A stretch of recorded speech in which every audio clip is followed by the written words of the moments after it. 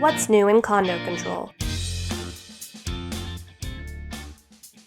We are excited to announce the rollout of our new dashboard experience. We have modernized our dashboard and navigation menu to improve and streamline the user experience. In addition to style changes, we have made a few functionality updates. First, we updated the Workspace Switcher.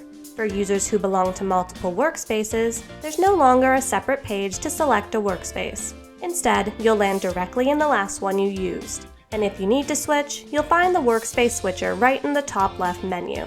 Next, we've added menu categories. If you're part of the property management group, the main menu is now organized by categories, making it easier to find what you need quickly. We've also simplified the color scheme. You now just pick one primary color, and the system takes care of the rest, automatically generating matching gradients to create a clean and consistent look.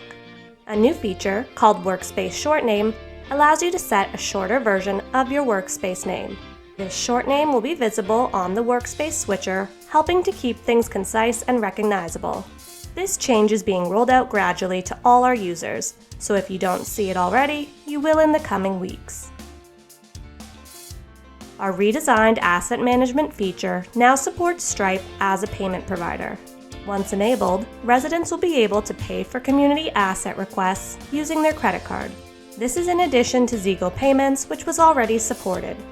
You can read more about our new features and system improvements in our release notes.